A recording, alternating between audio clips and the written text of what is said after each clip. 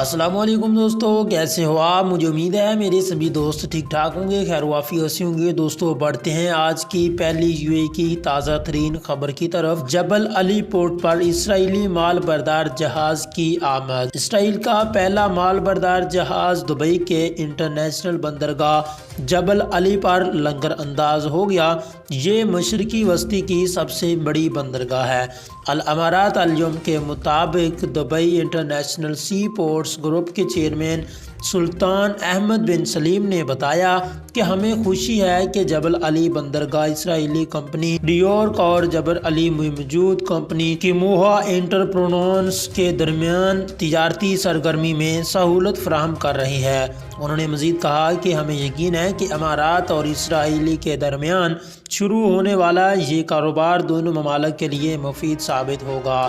دوستو بڑھتے ہیں اپنی اگلی بریکنگ نیوز کی طرف۔ پاکستانی روپے کی قدر مستحکم ہونے لگی، عنقریب ایک اماراتی درہم کے عوض پاکستانی کرنسی کی ویلیو 40 روپے پر آ سکتی ہے۔ پاکستانی ماہرین معیشت کا کہنا ہے کہ پاکستانی روپے کی قدر عنقریب مستحکم ہونے کا امکان ہے، جس کے باعث ایک اماراتی درہم کے بدلے میں پاکستانی کرنسی کی قدر 40 روپے تک ہو سکتی ہے۔ تاہم اس کا دارومدار پاکستانی حکومت کے کرنٹ اکاؤنٹ کی تعداد سے متعلق فیصلوں پر ہوگا۔ اس وقت ایک اماراتی درہم کے بدلے میں پاکستانی کرنسی کی قدر 43 روپے کے لگ بھگ ہے، جبکہ ایک ڈالر کے بدلے 160 روپے ملتے ہیں۔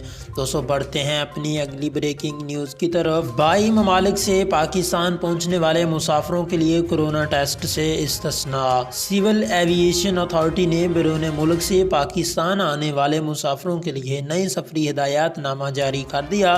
22 ممالک سے پاکستان پہنچنے والے مسافروں کو کورونا ٹیسٹ سے استثناء دے دیا گیا۔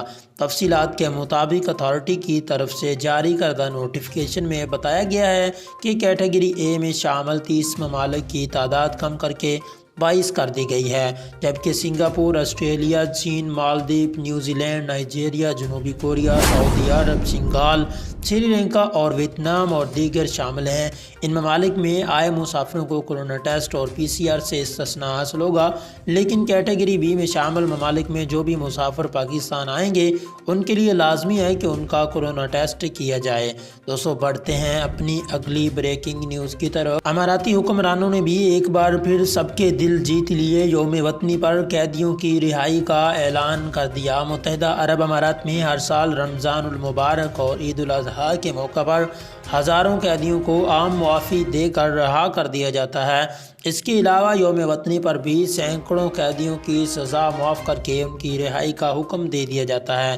امارات کے وفاقی حکومت کے علاوہ ریاستوں کے فرما رواں بھی اپنی اپنی ریاست کے قیدیوں کو رہا کرنے کا اعلان کرتے ہیں۔ عام طور پر ان قیدیوں کو رہائی دی جاتی ہے جو قرض نادہندہ ہونے کے سبب سزا بھگت رہے ہوتے ہیں یا معمولی جرائم میں ملوث ہوتے ہیں۔ اس بار بھی یوم وطنی کے موقع پر امارات میں سینکڑوں قیدیوں کی رہائی کا اعلان کر دیا گیا ہے۔ حکام کے مطابق ان قیدیوں کو رہا کیا جا رہا ہے جو مالی معاملات میں ملوث تھے اور نادہندہ ہونے کے باعث انہیں عدالتوں نے سزا سنا رکھی تھی۔ دوستو بڑھتے ہیں اپنی اگلی بریکنگ نیوز کی طرف۔ اماراتی ریاست میں یوم وطنی پر بہت بڑی خوشخبری سنا دی ہے۔ عیدین کے بعد یوم وطنی متحدہ عرب امارات کا اہم ترین تہوار ہے، جس کے موقع پر امارات بھر میں 3 روز کے لیے تعطیلات ہوتی ہیں، جن میں یوم شہداء کی تعطیل بھی شامل ہوتی ہیں۔